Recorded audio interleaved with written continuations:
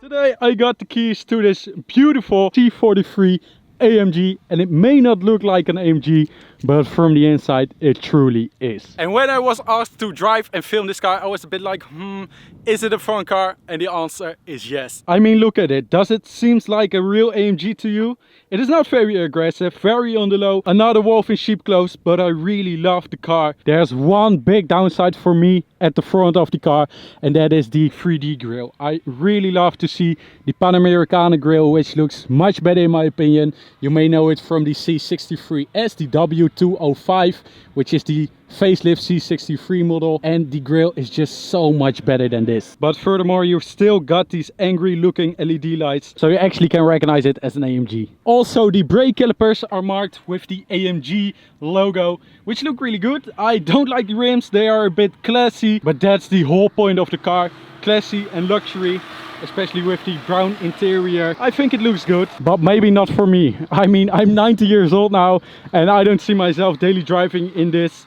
I think it's more a senior car, people for like 50, 60. I got the car again from GTO Cars, so big thanks to them. The car is already sold, and it has been sold to an owner that is 81 years old, which is actually amazing. I hope that guy really enjoys the car. We also got this Biturbo badge on the side of the car and 4MATIC underneath, so it means it is all-wheel drive. Actually not really, because 70% of the power is being sent to the rear wheels of the car, but that's very common with all-wheel drive cars, so not a big problem about that. But it is a Biturbo 3-liter V6 with 2 turbos producing 367 horsepower, and that combined with the 520 newton meters of torque at already 2000 RPM is insane. This car pulls really fast, goes really fast, and it is classy. I mean, what's not to like? This is the pre-facelift, so not the facelift. So it is not the newest C43 AMG, which you can easily recognize at these exhausts. And also this car is equipped with the AMG Performance exhaust, so it is even louder than normal. And for a car like this, it really sounds insane. Let's move on to the interior of the car, which I really can't get over it. These brown seats are looking so good. And when I'm talking about classy, this is exactly what I mean. Brown seats over a dark blue color looks amazing. The seatbelt is being given to you. Look at that. So when I buckle myself in with the seatbelt, the system goes back.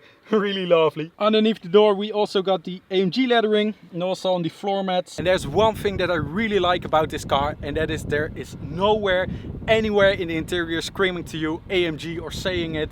Almost no badges on the interior, not on the steering wheel, not in the center, also not the clock. It reminds me of the Sport Chrono from Porsche, but it seems that this car has not that option. But as I said, AMG nowhere, not on the seats, not in the middle over here, not on the steering wheel. From the inside is just a comfortable daily driver, and I really like that. Mercedes also does a great job with producing interiors. It is just so straight to the point, no nonsense or anything. But there is one thing that really annoys me, and that is that the gearbox is not over here, but it is a pedal which is on the steering wheel. I really need to get used to it. Americans would love it, I think. I'm using the gear shift flippers, so it is not a big problem for me, but I'd still love to reverse or put it in neutral or in park over here. And this is some kind of magic trackpad for the infotainment system, which is also very weird. 7-inch, not very big. It is a bit outdated for a car that is now 7 years old. But as I already said, this car is more about driving and the comfort. So I think we have to experience it ourselves. So let's put the key in and start the car and listen to this V6.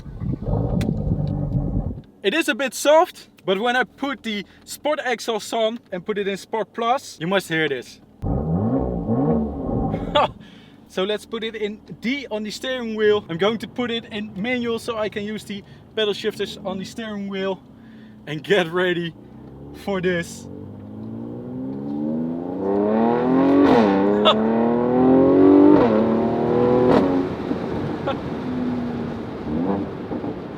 I am not a big fan of that shifting sound, but it is quite fun. The V6 still sounds incredibly good.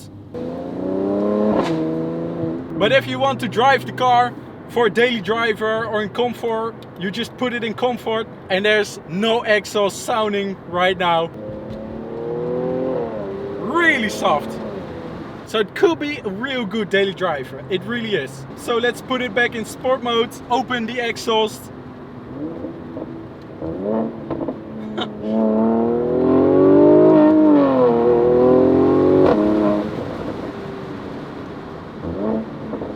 Sounds a lot better.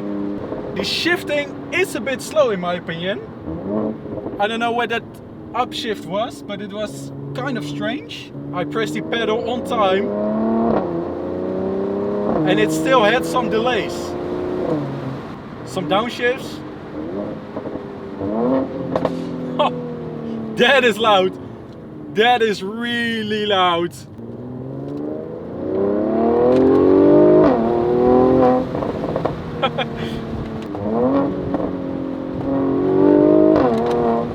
I really didn't expect this sound. That is insanely loud.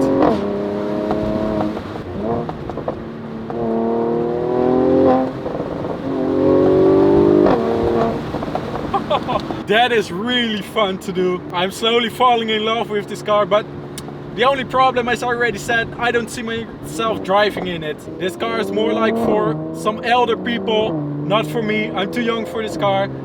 This is more a car where you can enjoy your retirement or go to the beach with, or to the golf club. Not really made for me. But the sound is. Mercedes claims a 0 to 100 km/h in 4.8 seconds. I've seen some reviews where people do it in 4.6. I'm not going to do this because, as I already said, the car's already been sold. I want to be neat with the car and not pushing it very hard. But I think 4.6 seconds is very right, with 367 horsepower and 520 Newton meters of torque, reaching a top speed of 250 kilometers an hour. 4.6 seconds is the right number for this. So weird. Why does it shift so slow?